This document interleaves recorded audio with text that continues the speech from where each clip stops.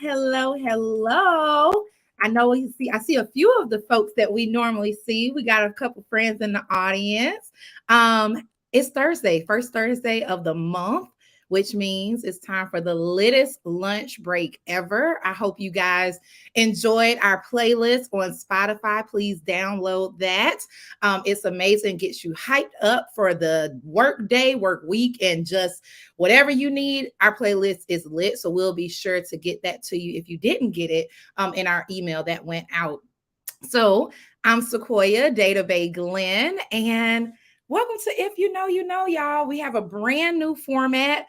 Sometimes I don't really know what I'm doing. So shout out to our wonderful technology sponsor and director, Bianca Goolsby of the Level 8 Agency, for making this happen. We want to hear your feedback of this amazing platform so that we can know what works for y'all. This show is for us and by us. So let us know and get live with us, get lit with us. We are taking questions during the episode today. So if you are a Black marketer and in our group me, drop it there. We'll make sure we monitor. If you're on YouTube, if you're on LinkedIn, I see Ray. Hey, Ray Bay. Be the social light. All right. So I like this, y'all. Okay, I can see it. I was worried about the energy. I can feel it. All right. So y'all, we have a really great topic. A dear friend. I don't know, Brandon. I call you a friend in my head. So hopefully don't make me sound like a creeper with a one-sided friendship. But I met this guy. His name is Brandon Butler. And I was sitting on this board and thinking, I've heard of him, but I didn't really know how cool he was and everything. So I want to share my new friend Brandon Butler with y'all. He is amazing. He's the executive director of Butter.ATL. So before we go further, let's go on our phones, pick it up. I know you have it. Follow Butter.ATL on Instagram. And we're going to do that right now. So I'm going to pause. We're going to do that right now. And it is right here. If you don't follow it, and especially y'all in Atlanta, I don't know what the hell you're doing. I'm sure you follow some other crazy pages, but this one is legit. I just pulled it up, y'all. So go ahead, make that 113K, 114. Go ahead and follow, because we're going to be talking to him about how he got to that number. We're going to be understanding what the hell is Brandon's journey? How did you get to create this brand under an agency? And how do you stay authentic? So y'all, hopefully those numbers go up. Follow Butter.ATL because that's all we're talking about. So Brandon, are you excited? I'm excited. Thank you for having me. I'm so glad you're here. Awesome. So y'all, I just want to give Brandon a kind of versus style icebreaker, and we're gonna see what he says. All right. Excuse me. All right, so Black History Month is here. Dun dun dun. We see a lot of things going right and going real wrong. So who is getting it right? Let's see. Walmart versus Target. I think Target's got some interesting things going on over there. Shout out to my boy Nick that works over there at Target. I think they got some good stuff. Plus, that's where everybody goes. We call it Target in the hood. That's right. That's right. All right. And let's also plug, I'm going to plug J Dow Fitness. It's another Atlanta brand. They're in Target. So check out them. I think Cece's Closet is there. Coloring Pens is there. So Target, shout out. All right. This is a spicy one. Bath and Body Works or Procter and Gamble? Is Bath and Body Works still open? I don't know. Is it still in the mall or? Child, they might not be after this week. I don't know. Yeah, I'm gonna go with PG. I don't know. I just feel like Bath and Body Works. They're not getting the foot traffic they used to get. Shout out to those little scents that the girls just go in there and grab back in the day. That was my go-to Valentine's Day gift. Through back in the day, through high school and college and all that. A little cucumber melon, one of those old scents. Yeah, cucumber melon. That was the go-to. Okay. Now my last and favorite. Who is getting it right? Butter.ATL or ATL Scoop? Just blink twice if you can't answer it. Hey man, Yo, I'm gonna say Butter.ATL. Forget that, man. I'm a rock with us. You know, I'm gonna rock with us. Butter.ATL. Shout out to ATL Scoop though. I know, right? Give us the scoop on the stuff that we might not want the scoop on, but we want the scoop on. But we're Yeah. gonna talk about Butter.ATL today. So thank you so much for playing. An audience, I see a couple of y'all North Clayton High School marketing class.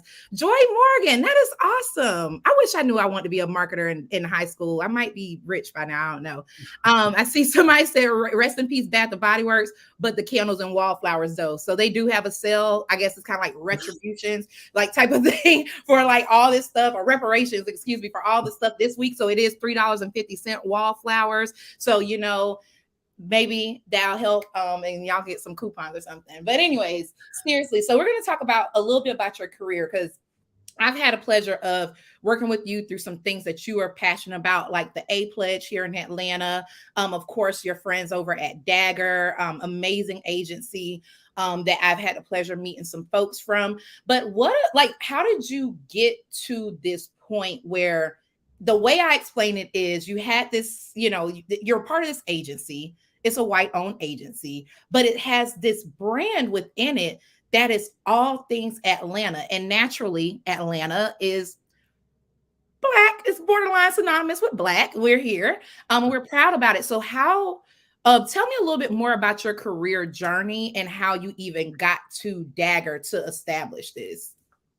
Yeah, for sure. You know, for all the folks in that high school marketing class and everybody else, I always kind of say you can really only connect the dots looking backwards.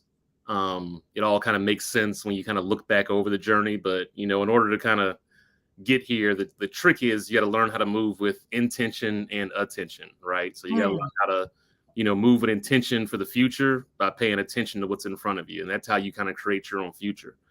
You know, for me, my background's in tech. You know, I'm a proud graduate of Redan High School out in Stone Mountain. Stone Mountain. I pay my taxes in Stone Mountain. I'm telling you, it's on Shout the come up. out Stone Mountain. You know, ended up going to Morehouse for a year.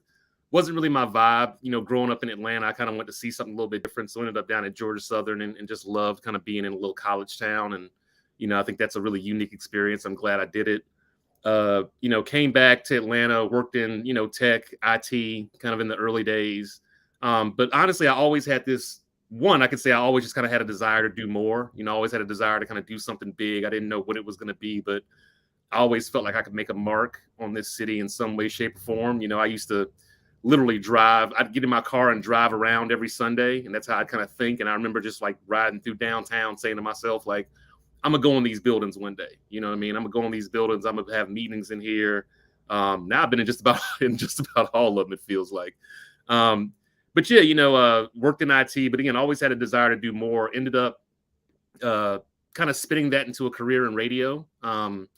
Ended up at a sports radio station as the first, you know, webmaster, kind of head of digital.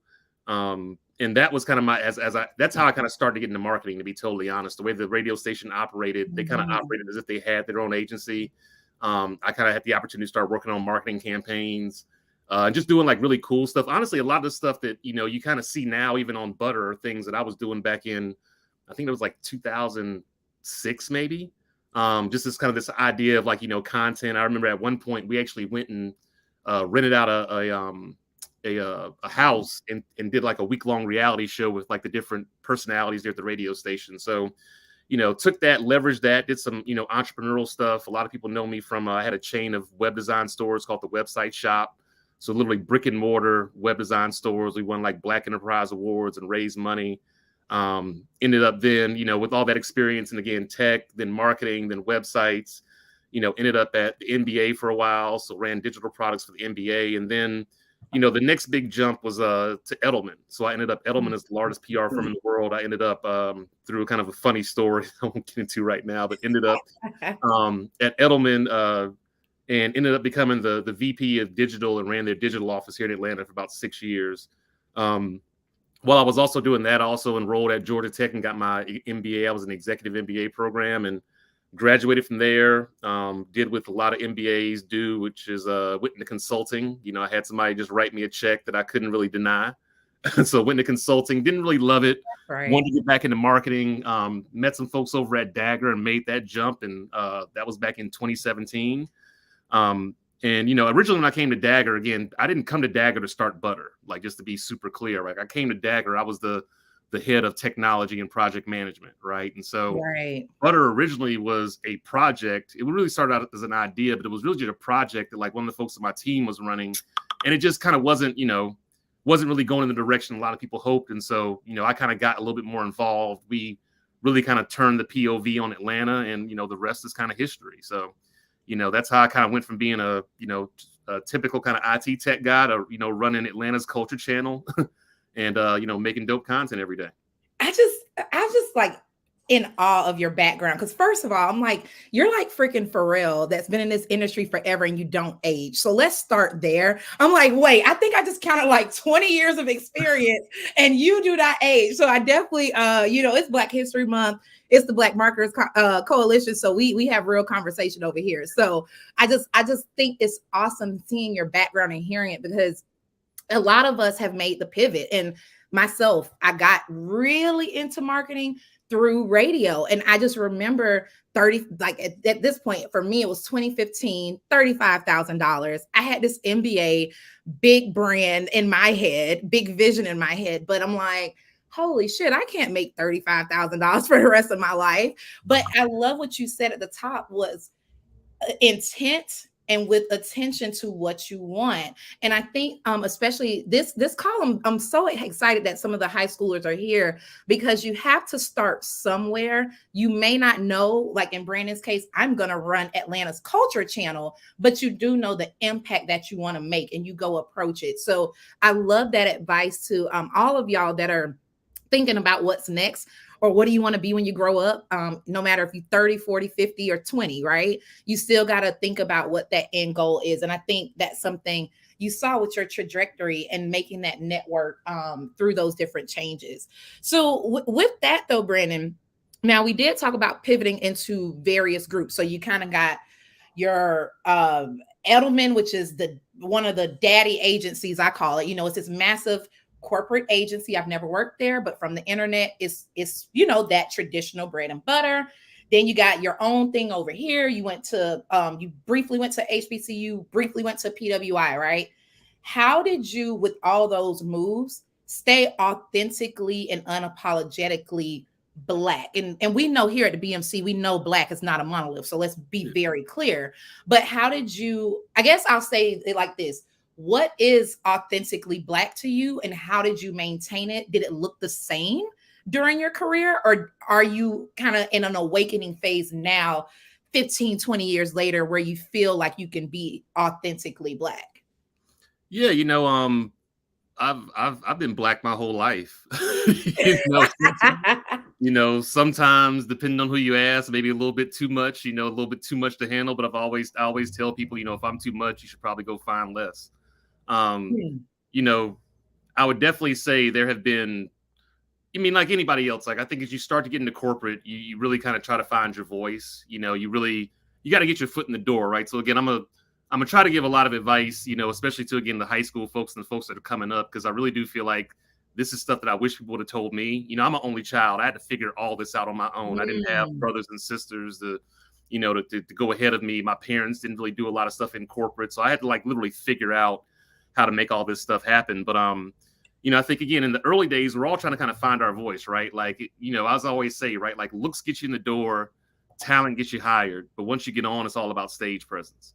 So, you gotta kind of look a certain part to get in the door. And I don't mean, get on some Carlton Banks, corny stuff. I mean, you have to look like you can actually do the work, whether that's the way your resume looks, whether that's the way that your LinkedIn, whether you curate your social media, you have to look like you can actually accomplish the stuff, because that'll even just get you in the door, right? Like once you have their attention, then you can show them your talent, then you can show them what you can do, and that'll get you the job. But like once you get in, the difference between the people that go to the great levels versus those that just kind of like pity around is it's all about stage presence, right? Like you're gonna have different times in your career where you got to deliver.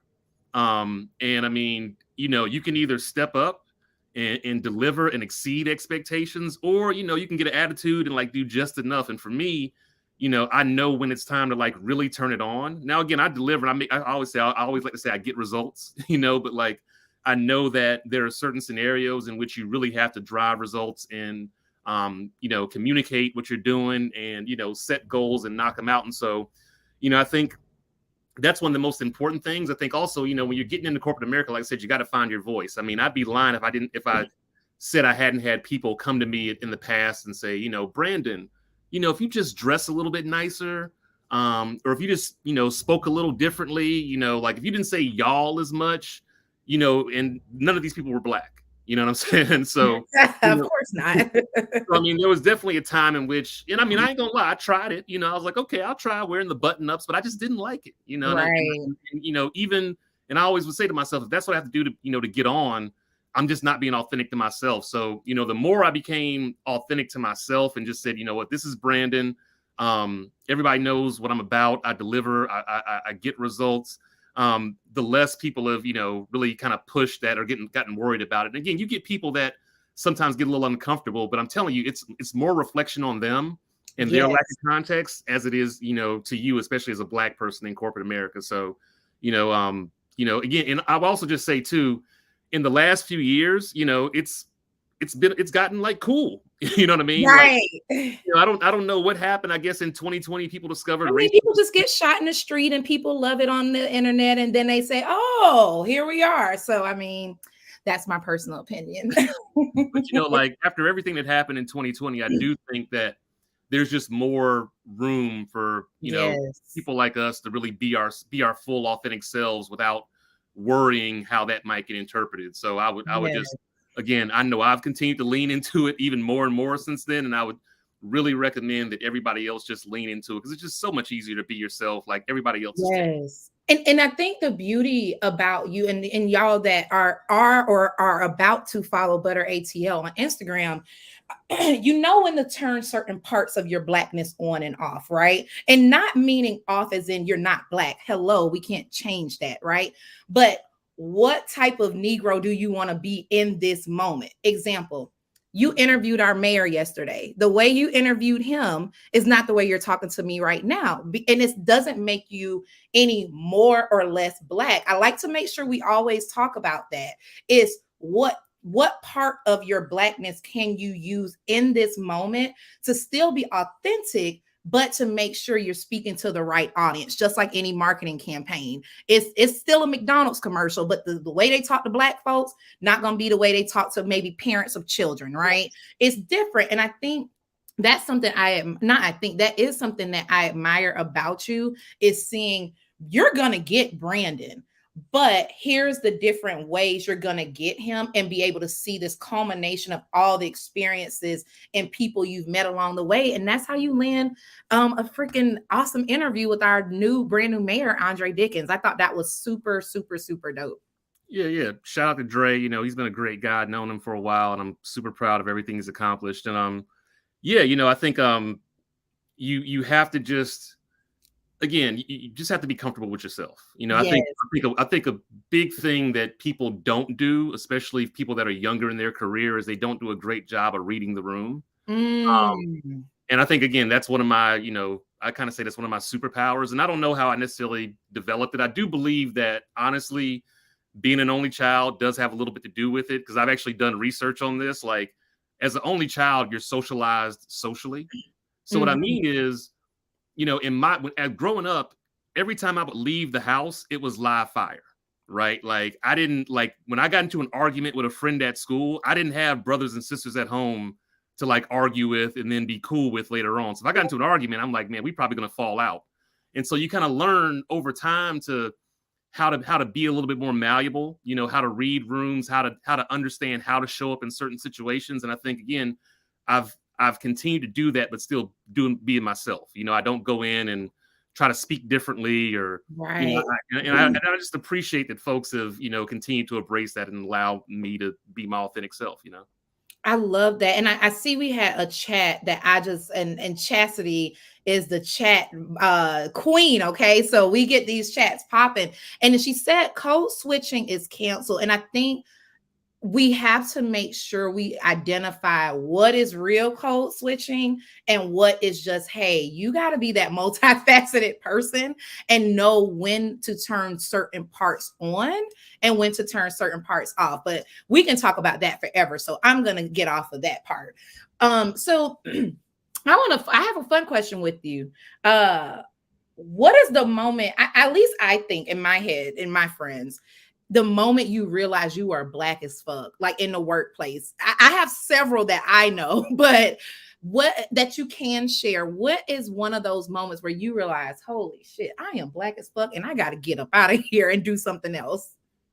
Yeah, I've definitely experienced that in the workplace. I would say one of the ones that really sticks out to me the most, honestly, is when I was at Georgia Tech in the MBA program.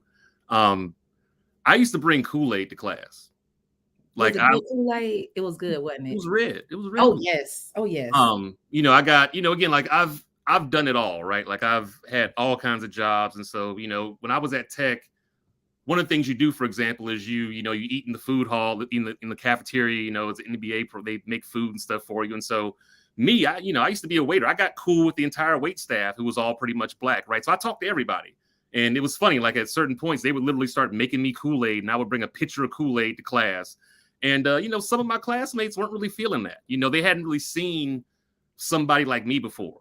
People, I think when we first got there, a lot of people were trying to validate and prove they were supposed to be here instead of just understanding the simple fact that you're here means you're supposed to be here, right? People will come to class with suits on, and I'm like, it's not that serious. Right. And so, the part that really kind of stuck out for me was when we did our capstone project. Is basically, you work on a project for about a year and a half, and then that's your big presentation you do when you graduate. And for us, we had to basically start a business. When it was time to kind of like self-select teams, I looked around and myself and all the other the students in my cohort had basically not been picked for any team. And so I basically pulled everybody to the side. We all went into a conference room and I said, you know what, we're going to be our own team and we're going to kick everybody's ass. And I'm happy to say that we ended up actually winning the competition. Like we actually came up with an idea, led the competition, our team, and again, these capstones are judged by other VCs. They're not judged by professors or students. They're judged by people that would actually invest in your business. And so, basically spend the whole day presenting. By the time my team presented, everybody knew it was going to basically come down to like me and this one other team. Cause like, I knew my stuff, but again, I just used to have fun with people by showing up as my authentic black self. And everybody knew it was going to basically come down to like us and this other team.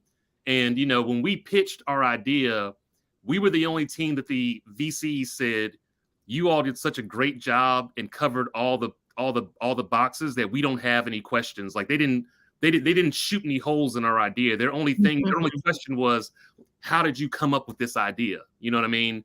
Every other team that presented it was, well, how are you going to do it? What's your market? And I mean, we just addressed, because again, when you black, you got to show up, you got to be ready. You got to, you got to really have your stuff together. You say you got to do twice as much to get just as what everybody else has. So we were so prepared, and we won. And it was funny. Even after we won, we still had some drama with people accusing us of cheating and stuff like that. And I'm like, how could we cheat? Like the VCs picked us, but I get it. So, it's moments like that where, it's a little tough to kind of go through it because, again, you want to celebrate, you want to be celebrated when you accomplish something. But at the same time, again, I think that it has more of a reflection on the people that had issues and challenges with it.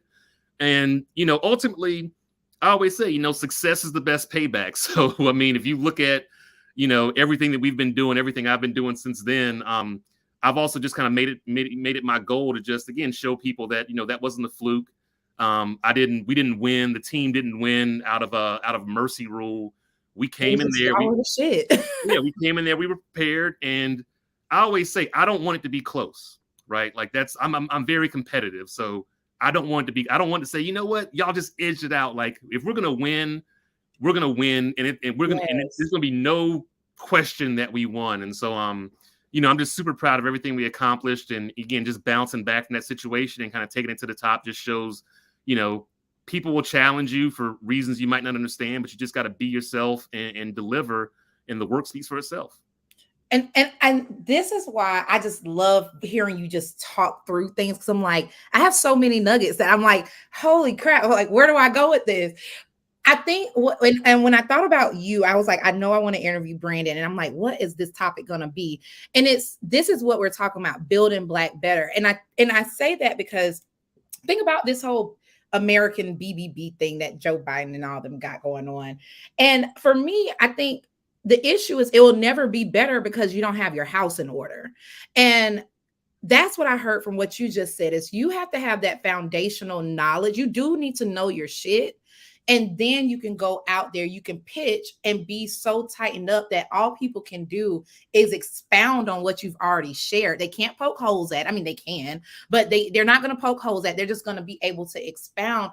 And I think as with Black brands, myself, I'm an entrepreneur. There's other people on here. Sometimes we're met with such opposition to what we're doing because Black has been coined as cheaper or not as buttoned up. We don't have our shit together. We're late to all these things. I'm not even going to use my platform to perpetuate those stereotypes. We know what those are. But when we talk about building Black better, it's everything that Brandon, y'all, just said about showing up, making these connections. And when it comes to somebody that does want to hate, because we have haters everywhere, know your shit. That way they can hate all they want, but this is who I am. This is what I'm representing. And do you want it or not? Because I have a line at the door. So it brings me to this tea that I want to spill with you. We wanted to spill a couple months ago, but life happened and you're busy, and this is what we're talking about. So there was a very popular figure on Instagram that poked some holes at the brand.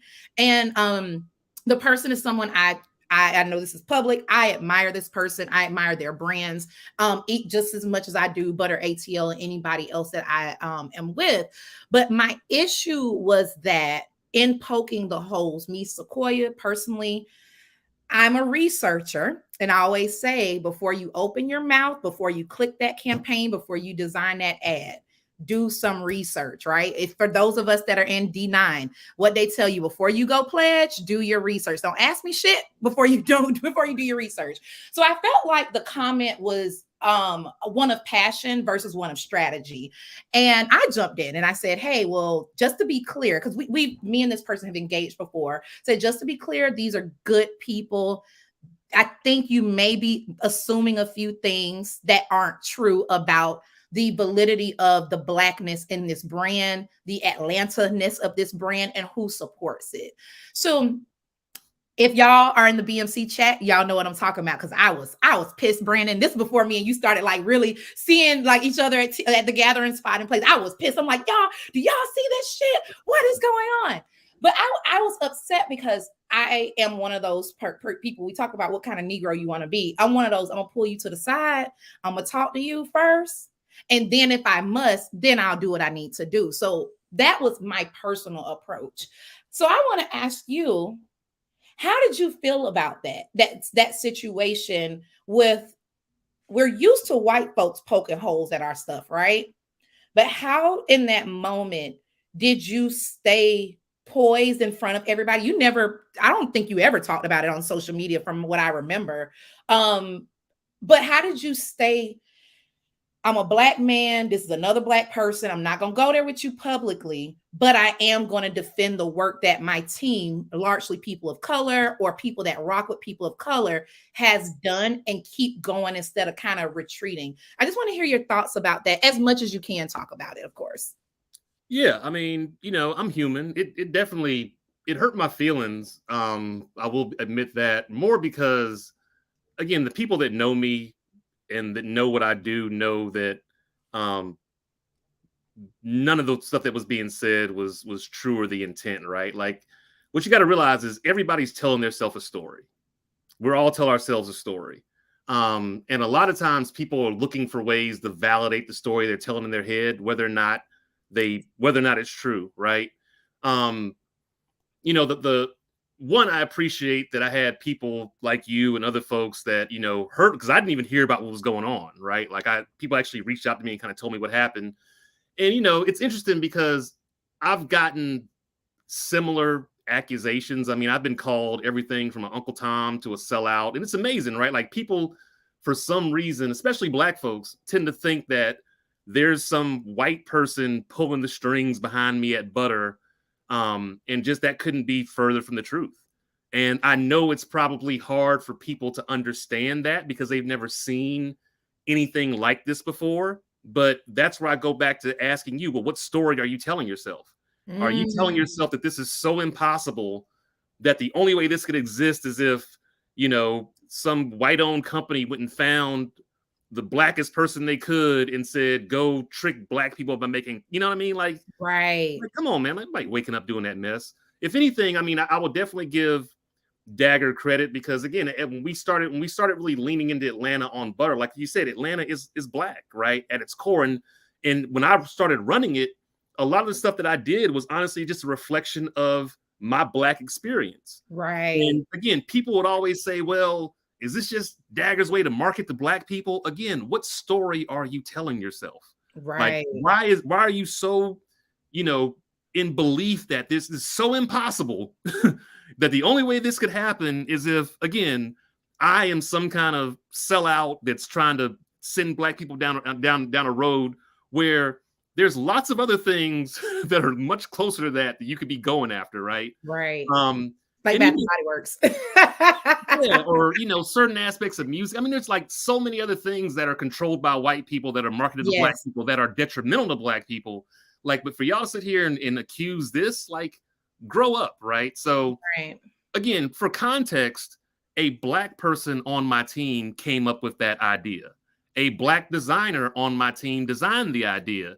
So, again, the idea that we're culturally appropriating content, to steal because we have nothing better to do is ridiculous. And, what's also interesting is like Butter doesn't sell anything.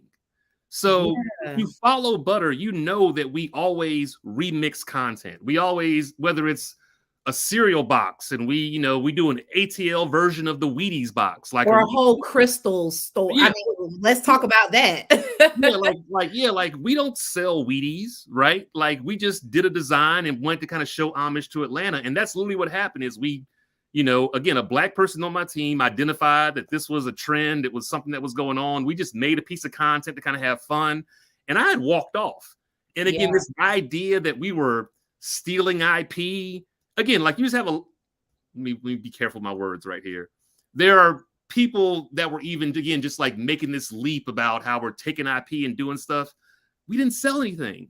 We literally just made a post and had like 20 other posts getting ready to go out. So what story are they telling themselves? Why are people so quick to make those accusations? And here's the thing too. They were really loud when they made those accusations, but they were really quiet when they took all that stuff down. That was my thing. It was and that was going to be my next question was because I followed this brand, I follow the person. It's nothing personal. I'm really big, especially since I was a little bit louder on certain things, and now I'm a professional woman, and I pick what type of Negro I want to be sometimes. And I just was like, man, that could have, I remember I specifically was like, hey, well, let's have you guys on the show. Let's talk through it. We have a couple things coming down the pipeline where we can talk about how would you approach it differently, or what did you learn? We could have spun it any different way. We're all in marketing. We could spin anything. And it was never, my thing was, it was never met with a resolve.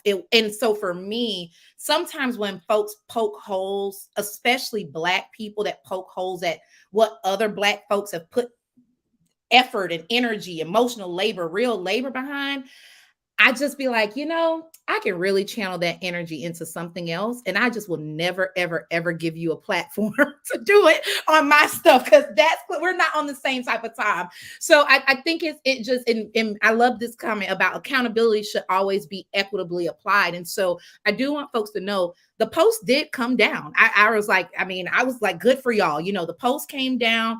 You all moved on to something else. I think it was right when the Braves was like revving up to win. Atlanta was on fire. So it was just like, honey, It's okay. Let's move on.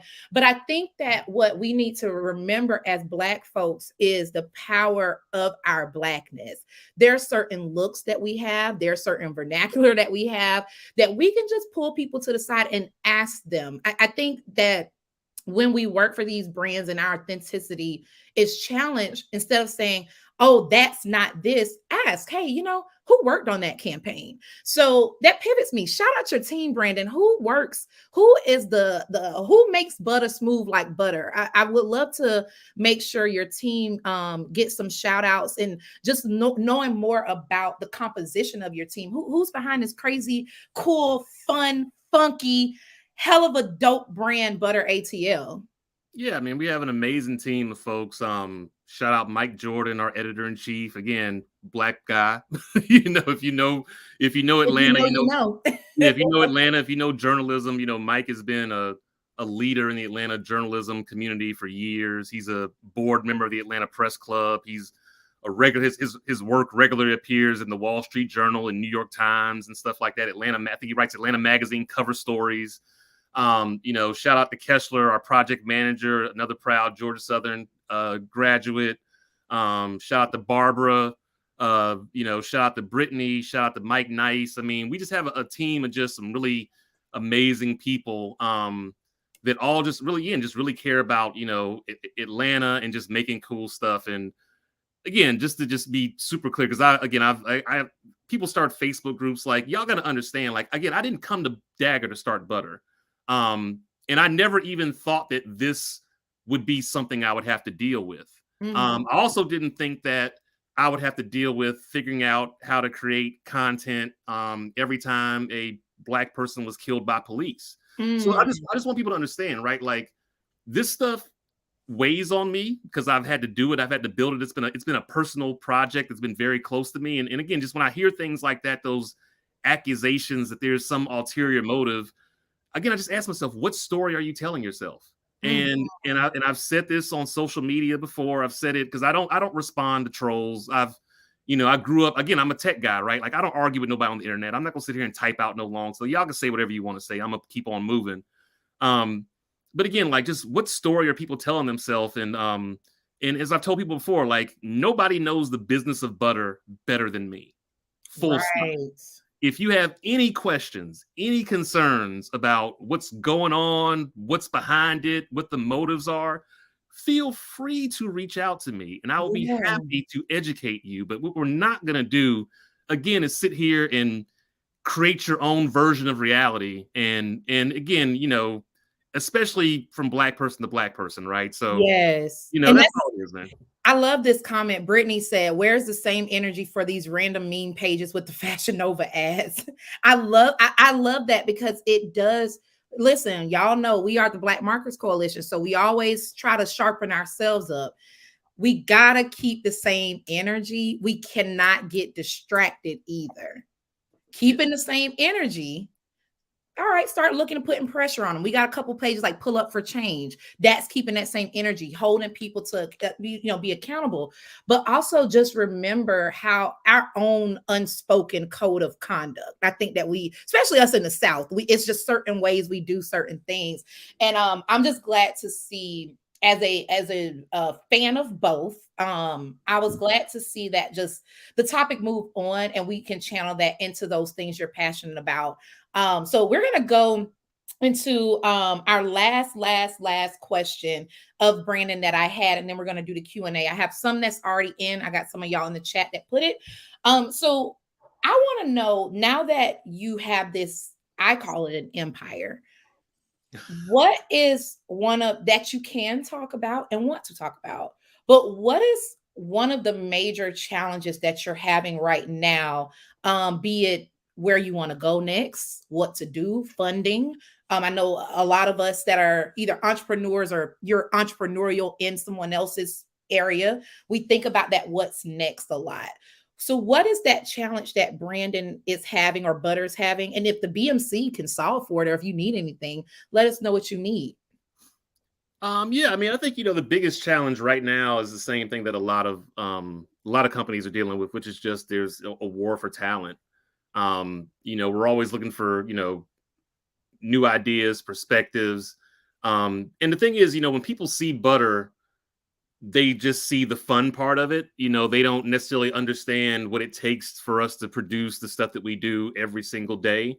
Again, for the last almost 4 years now, we've pushed out original content about Atlanta culture, as I say, content at the speed of culture every day for 4 years. And still got stuff going. I mean, right now, I can look at my calendar.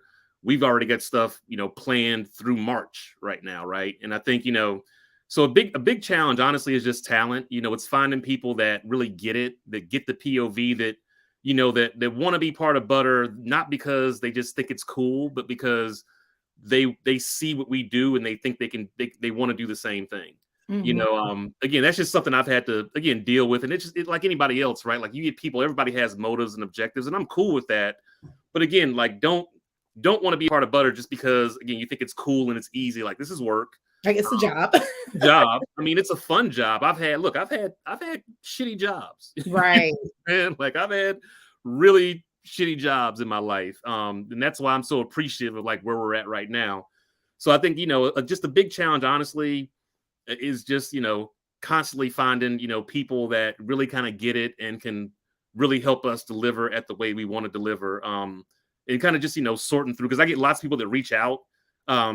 But again, like, everybody isn't always ready to do what we need them to do at the scale we need them to do it. Right. Just always looking for, new and fresh ideas and people, but people that, again, care about Atlanta, that love this city. And again, they see what Butter is doing and they think they can add value to it. That's honestly the biggest challenge, is just, constantly looking for those people with all the stuff that we kind of do across multiple platforms, in spaces. Absolutely. And I love that. So y'all know, if y'all are in the BMC group me, y'all know this is like my pet peeve. Don't ask me shits about who is hiring. Please watch these YouTubes. This man just said we are looking for talent, the right talent that's ready to scale. So do your research and come correct. Be your authentic Black self, but come correct. Build your own Black better, and make sure that if you approach Butter.ATL or any agency, anybody's business, anybody's brand, or just to shoot the breeze, come correct, come knowing what you want to get out of it, but most importantly, know what you're going to give to it. So definitely thank you for letting me take you through the ringer, Brandon. Can I add something to that last one? Hell yeah, you can. Yeah, just, and yeah, for people that reach out, not even just to me, but to anybody, just be careful not to put the burden on the person that you're asking for the opportunity to figure out how you can provide value. Oh, yes. Like, I get a lot of people that hit me up, and they ask for, hey, you want to get coffee? Honestly, y'all, I don't need any free coffee. I'm pretty busy. You know what I'm saying? Again, I'm not trying to be shady. I'm just saying, right? Like, just be upfront about what it is you want to talk about. Be clear in communicating the value that you can provide. I love it when people take the initiative to actually show me what they can do. You know what I mean? Like, yes.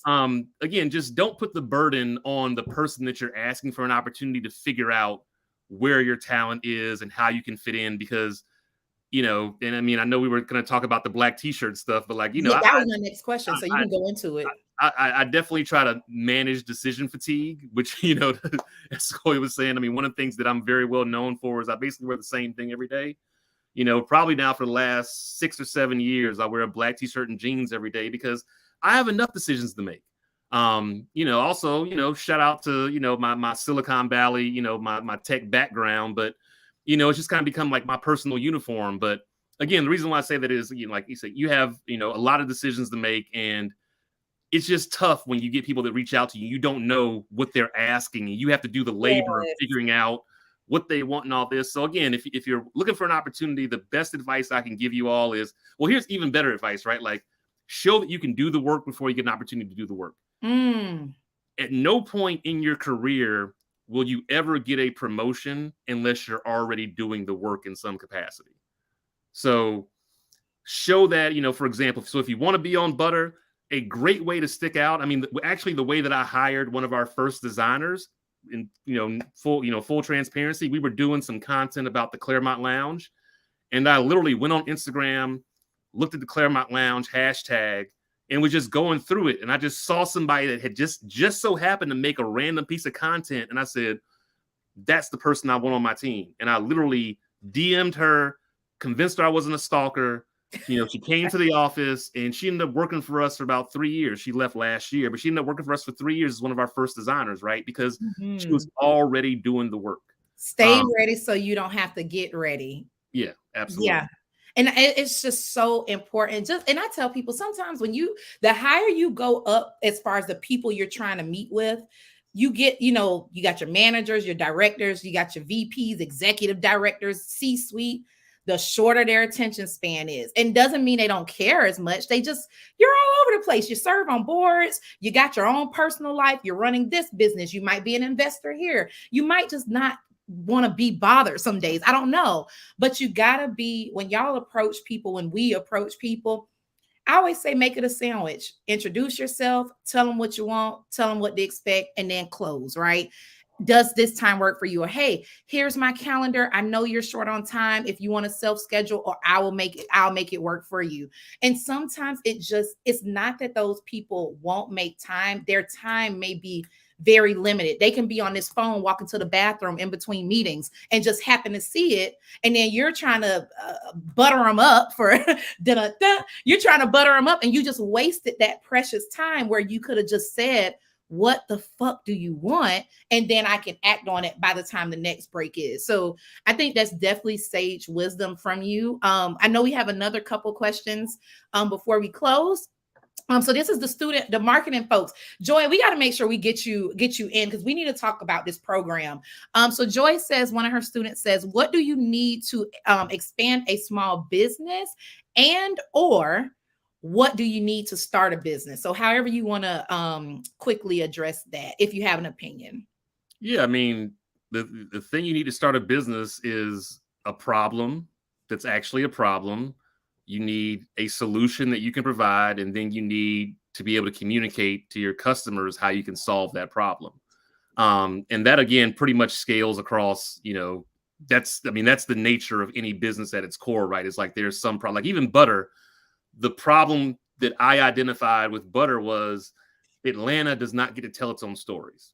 Atlanta doesn't have a media company that was born here, that has people that, are from here running it, that authentically understands the story of Atlanta. For so long, anytime there was an opportunity to tell Atlanta stories, it was always a film or news crew from New York, LA, or Chicago, coming down here saying stuff like, I heard y'all like lemon pepper wings, tell me about them.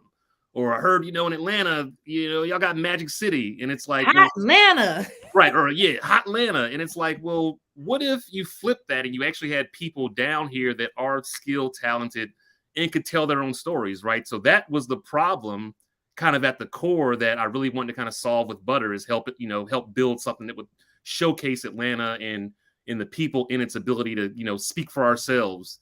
So I think, that's at the core is what you need to expand. You need money, you need success. But I'm telling you, the better you get at solving people's problems, that's the core of any kind of business. And again, the businesses that don't do that well don't typically tend to sustain. And through this pandemic, we see those ones that's just and I love the part where you said to the students about addressing a need. There's a place I'm waiting to see close. I'm not gonna say which one, but I'm waiting to see it close because they don't follow their audience. They have this cool restaurant. It's great and it's a tourist place, right? But damn it, y'all don't take reservations. And the wait is like an hour and a half, 2 hours. But all the other places that your competitors take reservations. And I tell people, so yes, you solve the first need of feeding the people. So you got the restaurant, great. But you can't sustain that business if you don't follow those changes that your audience is saying that they want. They're asking, do you have a reservation? Do you have a reservation? No, we don't have reservations. Do you have a wait list? Do you have a wait list? No, we don't have a wait list. That line, every time I pass by there on the weekend, is getting shorter and shorter and shorter because you're not meeting your audience's needs. So I love what Brandon said about how you start and then how you also succeed and expand. You have to follow the audience. I don't care if it's a marketing campaign or your personal relationships, things change. Someone told me yesterday, they said, do a comma for now. So this is your need you're solving for now. But then think about the next one and the next one if you're trying to sustain. Yeah. So I just love that. I don't know. Does anybody else? I see Brittany said, like, here's everything cool about me. Okay, that was about the one sheet. Okay, here go a question, another question. Okay. Future Edelman employee, by the way, LOL. Shout out to Brittany. How do you differentiate? Oh, this is a good question. How do you differentiate Atlanta culture from specifically Black Georgian culture? I'm specifically from Athens 706, and it looks like it dropped off. I too am somebody from Augusta 706. So you got Augusta, Macon, Savannah, all of them are over 30% Black. Most of them are, I think, at least 3 of the 4 are over 50% Black. But what is so different about Atlanta's culture, and how do you go think about you, Butter.ATL versus Georgia followers? That's a good example. What do you think? Yeah, and shout out to Jeremy and Rondell at Georgia Followers. I mean, those They're guys. amazing. I remember they reached out to us very early in the days of Butter. I actually saw Jeremy a few weeks ago. That's my guy. I always say, right, like one of my definitions of culture is people like us do things like this. And Mhm. so, I think if you just take that specific statement, you just apply it, you kind of layer it over those different areas, you'll start to kind of see the differences in culture, right? So Mhm. people in Atlanta do things like this. People in Athens do things like this, right? Like people in Georgia do things like this. People in Savannah do things like this, right? So I think again, it's all about that. It's all about understanding that and adding that elements of nuance. One of the examples I always kind of give is I'm a big fan of Atlanta by Donald Glover, right? Yes. But if you really watch that show, it does a couple of things. One, imagine you're watching that show and you don't even live in Atlanta or Georgia at that. It's just a good show. It's about Atlanta, and it's like, okay, this is a cool show. I can watch it. It's a good vibe, right? But if you're from Atlanta, there's a whole additional deeper level of context and appreciation you have for that show because you know what restaurant they're at, Yes. because they didn't even change the name on the restaurant. They just went to that restaurant and shot because they're in Atlanta, or what club they're at, or where they're going. One of my favorite episodes about it on Atlanta was the episode where they went to the pajama party. But if you pay attention, they went to the pajama party in Statesboro.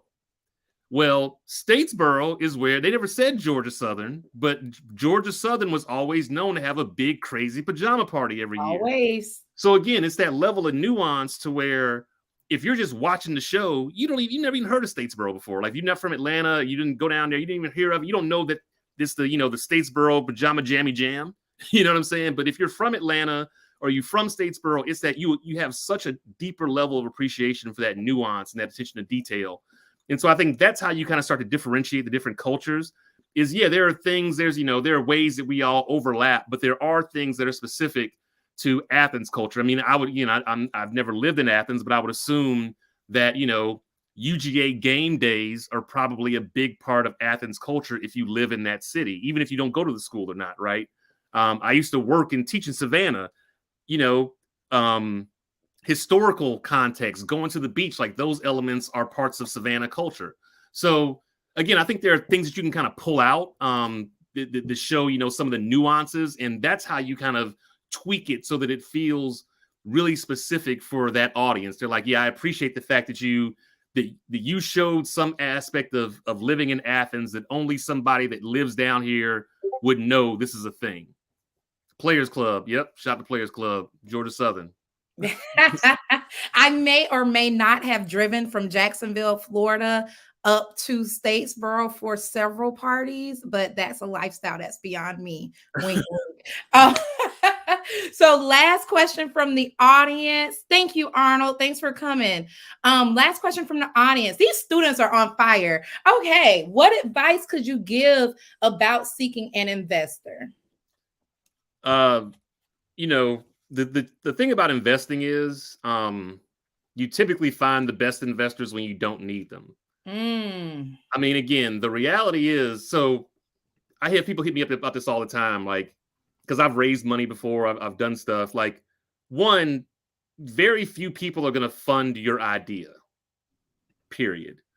You have to have invested some level of effort into producing, whether it's a prototype or, something, or an idea, you know what I mean? But like, if you go to an investor with just an idea and a hope, you have zero leverage, because you're basically asking somebody else to give you money to make something possible. And honestly, that's the antithesis of entrepreneurship.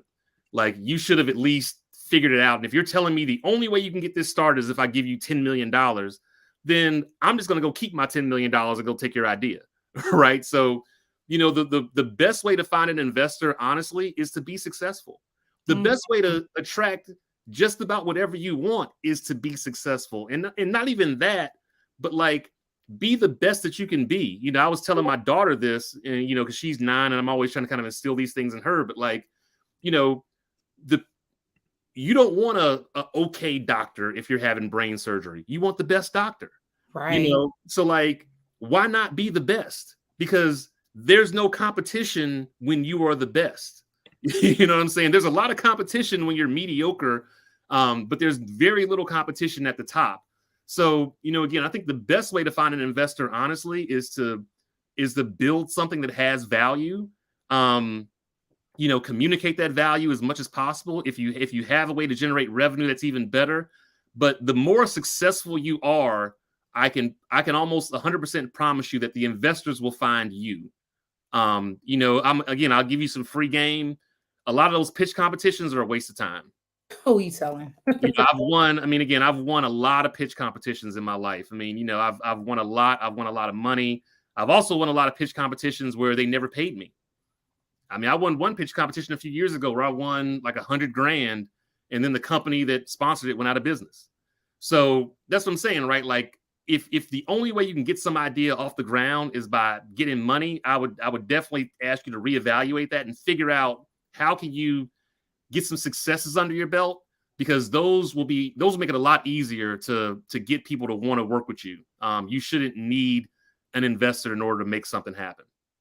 I love that. And I said it was the last question, but I'm going to plug for y'all, the young folks in the room. We always have this joke at the BMC about who's millennials versus Gen Z. But for the Gen Zers in the room and our resident millennial, Brittany, watch Field of Dreams. And it's an old movie that talks about what Brandon talks about. And if y'all that are old enough to remember Field of Dreams, the famous phrase is, if you build it, they will come.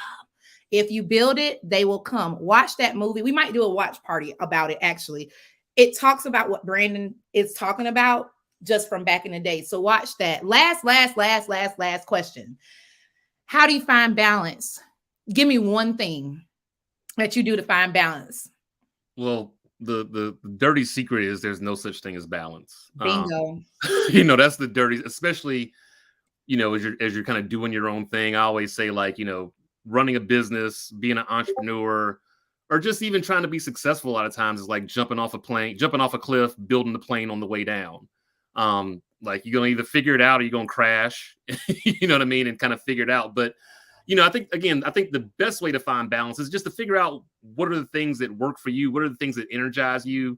What are the things that allow you to relax? Like, for me personally, I play video games, and honestly, that even used to bother me for a while, because I was like, man, am I just wasting my time? But like, I actually enjoy. It helps me think. It helps me take my mind off of stuff. Another thing I like to do is I like to cook. I like to bake. I actually was telling a friend of mine, the reason why I like to bake is because my life is so unstructured. I never get clear directions. Actually having steps and directions to follow is extremely relaxing to me. I love that. So that's one. And again, like, when you think about like baking versus cooking, like, cooking is like, you can rush through that thing. Yeah, cooking is like more creativity, but like baking is like science. Like, if it says put it on 300, you got to put it on 300. If it says use a cup of flour, you got to use a cup of flour. So for me, baking helps me relax because, again, I don't often get clear steps on what to do next. And it just helps me not to have to think about it. I just love being told, hey, just go get a cup. Okay, boom, got a cup. Okay, what do I do now? Get up, get this, right? So, or Yes. like, going to the beach is very relaxing to me. So that's the ways that you find balance where you can. But because we're just in an ever-connected world. And again, this idea of work-life balance is just something that people say to make you feel better, but it's not a real. It's integration. And I just think we should all be on the lookout for a Land O'Lakes Butter.ATL co-branded butter pack for Brandon's baking needs and everything. But no, seriously, Brandon, thank you so much for being here. I look forward to seeing you and dapping you up in the hallways of the Gathering Spot, our co-working space here in Atlanta. I thank you so much for your time. Y'all, if you want to see more of Brandon, he is everywhere. You can literally find him anywhere on Instagram on Butter.ATL. He has his own pages. He is on LinkedIn. For those seriously looking for opportunities, remember, come correct. Know what you want. Know what you can give, and be your authentic Black self. Y'all come buttoned up.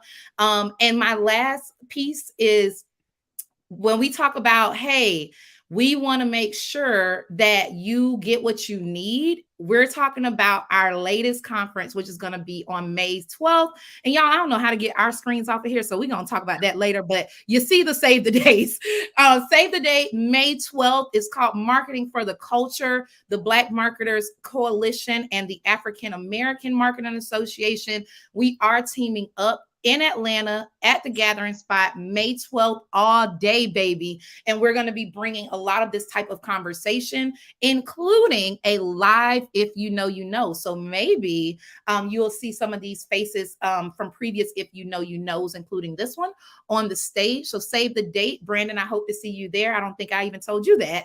But hope to see you in the Dagger team there. Hope to see y'all there. Follow that page. I'll put a little thing on here so y'all can follow it. And just show up your authentic Black self May 12th. Follow us on social media at Black Marketers Coalition.